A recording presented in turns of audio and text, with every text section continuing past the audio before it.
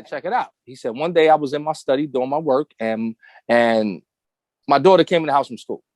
Okay. She's like 11 or 12 or something like that. Now, keep that age in mind, 11 and 12. Okay. Mm-hmm. So he says to her, hey, where's your report card? Mm-hmm. She says to him, hey, why are you asking? Oh, what? Right? What? Hold up now. Hold up now. Because, you know, in the black household, you might be asking for it. But, yes. And he says to her, well, I'm asking because I want to see your grades. And she says to him, well, they are my grades. And I think I should be the only one to worry about those. Uh-huh. Okay. End of discussion. End of discussion. Yeah. So he had to sit back and think. As a parent, initially, instinctively, he want to slap fire. Yeah. Yes. Period. Right? But yes. he said, yo, I had to really sit back and think what she was saying. He said, because instinctively, you want to grab her up. Like, what? Who are you talking to? Right? Mm-hmm. Straight up and down. That's what you're going to do. Then as parents, we have to, that's one thing, we have to stop. Just reacting. Jump it. We can't. Yeah. We can't because that reaction is actually, you're not reacting to the child. You're reacting to something that you've been through in your life. Yeah. Okay? Yeah. So he sat and thought about it like, yo, you know what? She's kind of right. Mm. These are your grades. So he actually flipped it like, she's right. These are your grades and you should be concerned about it. Okay? Because you're the one going to school. Right. And it actually was a teaching lesson for him to actually help her with her own independence and autonomy and taking care of her own business. Okay. I mean, now his daughter's in college, yada, yada, yada. She's doing well, whatever. But he said this allowed him to say, damn, he's right. No doubt. It's going to be hard. It's hard for me to say, hey, Ava, all right, go ahead. See, I don't know if Ava can say that to me right now. I can't say that. Right. I'm a work in progress, for real. You know what I mean? But he is actually right. He said, damn, you know what? But you know what? She just told him basically like it was. These are my grades. And I'm the one concerned about them. So why should you have to see them? Woo! It's a hard pill to swallow, right? It's a hard pill to swallow. I get it, but and yes, and we're not going to say their nationality. You can guess what it is, but we're not going to say what they are. Just say yes. Yes, they are. Yes, of course. They are. Okay. So it's a teachable moment, though. Like, wow. So I say that to say our kids engage in activities that I'm not saying we should have this type of take to their antics, but we have to think about, you know what? Yeah, you know what? Let her go through that. Right. Because after a while, you have to let your child fail. Yeah. Because that's what we're trying to do. We're trying to eliminate failure a lot when we're engaging in corporal punishment. We're like, all right, I want you to go through that. Sometimes you might have to let Jimmy get shocked once. Yeah. Per se. Yes. Per se. I mean, I can do that. I've seen it, and I've actually let my siblings do it. If I see that my sibling is rocking in the chair, and I know they're gonna fall, you don't say nothing. Might have to let it happen. I don't fall, but I what can say that physically, and I don't know if I can do that like with life stuff. So like, man, like what? Give me an example. What do you mean? Let me think. What do you mean? I got to think of an example. Sure. Like something where you would step in. Okay, you see it on television all the time. So let's say your kid goes to school and there's a bully there, and this kid is picking on your child, whatever, and you as a parent want to step in, right? Like you want to step in and save your child, right? But you gotta let them handle it themselves, right.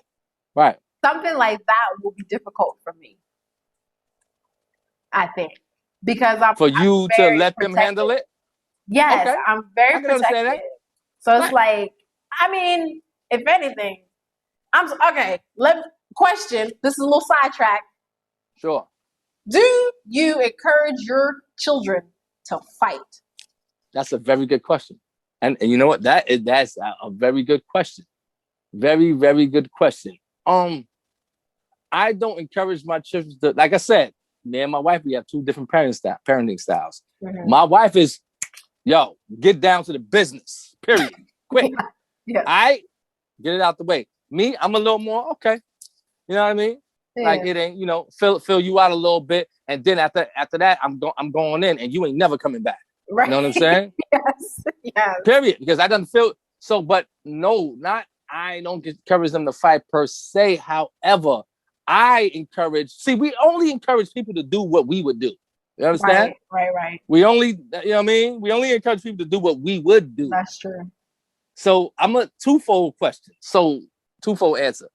No, but I would encourage them to, if they are going to resort to violence, you better make sure you do something that's really, really, really, really, really going to stick in their mind forever. Mm-hmm. Not just the fight where we punching each other and I see you tomorrow regular. No. In my opinion, you try to destroy. Yes. So this person, chances are they're not coming back because they know.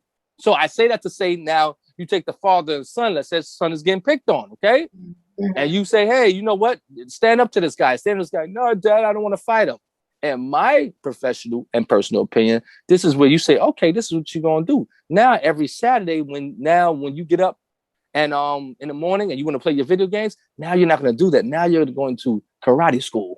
Mm-hmm. Okay. Now you're gonna learn the art of self-defense and the art of discipline. This is what you're going to do now. But you know why a lot of fathers don't do that? You want to know why, Portia? Why? Because the boy's gonna grow up and he might kick daddy's ass too. Hey, so daddy gonna be jealous. So daddy is not gonna put him in karate school. So therefore, does he really love little Jimmy? Does he really care if little Jimmy stands up to the bully? I think not, because if he did, give him the proper edification. Okay, you don't want to fight him because you don't know how to fight, and that's okay. So you know what? Let's teach you how to fight in a formal, discipline context, right? And you can actually learn the art of self-discipline. You know what I'm saying? Where chances are you're gonna have enough discipline and the know-how to either sense trouble coming or to basically get rid of it, nip it in the butt really quick. Because you have been trained to do this. Daddy don't want that. You want to know why? Because you might have to beat daddy up one day because daddy's acting crazy. That's real. So I'm serious. So like I said, I try not to involve my own intentions and impose them on my children. Yes, I would say, hey, you know what? Take care of that business. But you know what? My thing is, I'm not the type of person, I'm not a lingerer. Okay. I'm not going to fight you every day of the week, fam. Feel me? Right. We're going to get this over with on Monday, and something's going to happen where you're going to know, don't ever do that to him again. It's going to be, it's going to be something so devastating. And like I said, that's how I am with my parenting. I'm not going to, but when it's on, I'm not doing that again. Yeah. I'm not going to have to speak to you every day. Right. I'm not doing that. We're not doing the everyday thing. Because one, I'm wasting your time and my time. Right. I'm not going to scream every day at you. I'm not doing that. No. We're going to nip this in the butt. Right? So that's what I'm saying. There's a way of engaging in this type of corporal punishment. You know what I'm saying? I'm not going to even get you used to me screaming and me hitting you. Why? You're going to get immune to it. After a while, it's not going to mean nothing to you, right? Right. I mean, in my opinion, that don't mean nothing to you. Yeah. It depends. It depends. Yeah.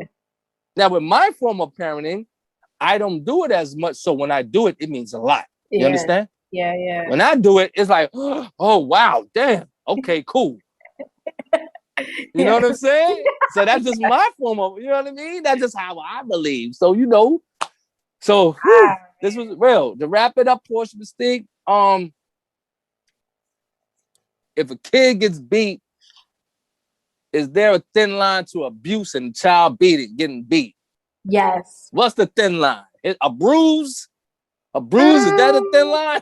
No, if you got a light skin baby, that baby gonna get bruised no matter what you do. Yeah, I had a few of them. They just healed up after 38 years. I had a few of them. I ain't go to school that day. They was like, nah, you gotta stay home today. That's too purple. They might try to call the people on us. Yeah, and it was just a little slap. But that's it. You're light brain. I'm light, so No, so I don't think bruises can I don't know. But the line between discipline and abuse. Right. I don't know really if it's the action as much as it's the mindset of the parent. Right. So if the parent is emotional when disciplining a child, that's abuse to me. That's a problem. That's right. I agree. I don't care how light it is. I don't care if you're just shouting at them. Right. If it was just a small slap. If it comes from an emotional standpoint, if you're only doing it because you're emotional, that is abuse. Very well put. And I will second that. Yes. Thank you. But if you beat them because you're trying to teach them and there's no emotion behind it for you, you're not mad, you're not sad, you're teaching a lesson, then that is discipline. Right. No matter what it means, whether it's physical or shouting, whatever, any type of punishment. If it comes from a standpoint of learning, is discipline, and if it comes from an emotional standpoint where you're upset, is abuse. And like people like to say, okay, it's how hard you hit your child makes it abuse. No, it's not. Because you can hit your child real light. You know what I mean? You can just swing at them. Even if you swing at a child and miss, that's still abuse if you're doing it because you're angry, because it's emotional. Because what are you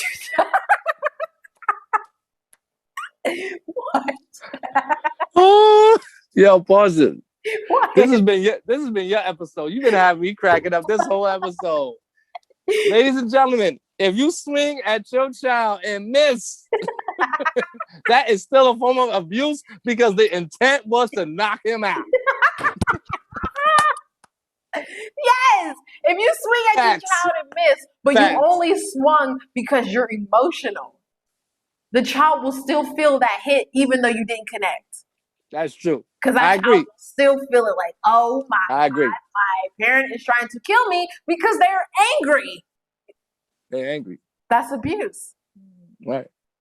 So it needs to be disciplinary. And because of my new definition of abuse, I feel like I am the type of person that I could end up abusing my child. In that sense, in the definition that I just used.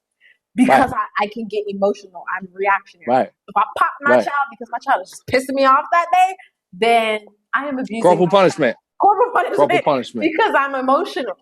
And I need to not do that. I need to not be that type of person because that is abuse. That's what leads to emotional trauma. I think.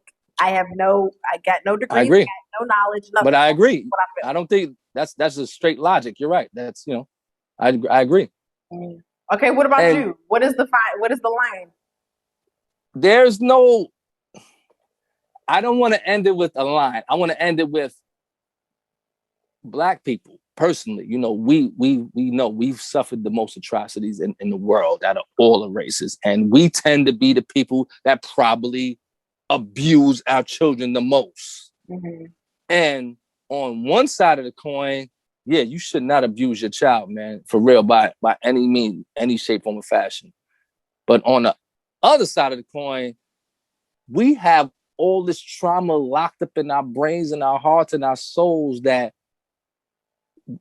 we Black people tend to take it out on our children, man. That's true. You know what I'm saying? Yeah. You know what I mean? So I think the first step is getting right with yourself and getting some type of therapy and ask yourself, do I see a problem first with the way I was raised as a child? Right. And we probably all do.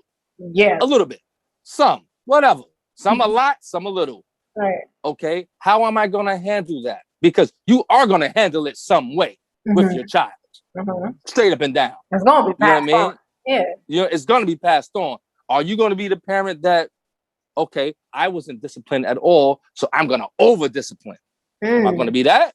Or am I going to be the parent that, damn, I was disciplined too much, so I'm going to be, real delicate with my disciplining? Either way, it's a lose-lose situation. You know what I'm saying? Mm-hmm. Either way, you have to form some type of balance. The only way you can form that balance is asking yourself those operative questions. How was I parented? Do I agree with these things? Do I disagree with these things? And getting some, I would say, some therapy, as we alluded to in previous podcasts, and understanding, how do I feel about the notion of corporal punishment? Right. How do I feel about my child not even challenging me? That's the word we didn't even use, because that's the word that a parent, is really, it makes you, it boils your blood when you think about it. Your child challenging you. Yeah, that's true. That's the word. When you think they're doing something bad, they're challenging you. Okay? When they did something that you told them not to do, they're challenging you. And why is this a challenge? Defining what this challenge is and what it means to yourself. I think, it starts there. And then I think you can be a productive corporal punisher. Yeah. And I think also one thing you didn't say was that you need to understand your child. You need to know who your baby is. Know who that person could be your child, but they're still an individual. They still have their own DNA in there. Absolutely. Like Portia said, there has to be verbal communication. There can't be any type of devastation without communication. Right. But that communication can't be condescending either, because that happens way too often. All the time. Because like I said, it happens from people that haven't asked themselves these operative questions. They haven't identified with themselves emotionally, so they have to be condescending. You know what I mean? It's a passive aggressive move. That's what it is. Yeah. It's a passive aggressive move. That's like the conversation afterwards can just be another form of punishment. Like, that's not what the conversation after is supposed to be about. It's supposed to be about, why the punishment happened, but really have a conversation about it as if you were talking to another adult. Like, even if your child is too young to understand, you could put it in childlike terms, but you need to have, I feel like you need to have that mindset that you're talking to another adult to talk about the situation. Because, sometimes if I get beat by my dad and then we talk about it later, the talk is just another form of punishment. You just got to sit there for however long. But that was rare, though, because he would talk to me like an adult. So, within the confines of that conversation, those 3 words, I love you, must be in the confines of that communication. Okay? Yeah. Must be. Absolutely. Or if you're not a I love you type of talker person, do something that alludes to you. Damn, I love you, and you know what I mean? Or like a hug or something. That has to be expressed in that communication. And let the child know, Daddy will beat me again if I do this. However, he is doing right. He's doing it because he loves me, man. I couldn't say my dad did that. Like, whenever we got in trouble, the conversation would follow, and it will always end with a hug. Always it has to. So it's like, it has to. It should, because if it doesn't, you're just being a bully now. Yeah. It should, you know what I mean? And like I said, it's different back in the day, back in the 60s. And don't get me wrong. I just think Black people, we are just the most traumatized people on earth. So I don't overlook what we do. However, I understand why we engage and do what we do. Yes. But feel it. You know what I'm saying? Yeah. But if you take it too far and the legal system gets involved, you have to feel the brunt of that, because once you get there, they're not hearing you. Yeah. Also, so think about what you're doing before you get there. I think, I know we're wrapping up, but I think another thing is important, that when you do that with your first child, continue that throughout their whole lives and when you have other kids. Because I'm sorry, my younger siblings were not raised the way we were. It's hard. My parents changed. They got older. They started changing what they do. Do you and James plan to have more than one child? You don't know yet, right? You don't know yet. Okay. 2 is 2 times, right? 2 times. Okay. Maybe 3. You are going to parent them differently. You're going to parent them differently. You're going to think about them in 2 different manners.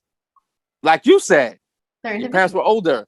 You're going to be older, so you're going to be a different person. Me and my wife are definitely different with Pud than we are with Ava. 1, because they're 2 different people. 2, we're in 2 different spaces mentally. We're in 2 different spaces economically too.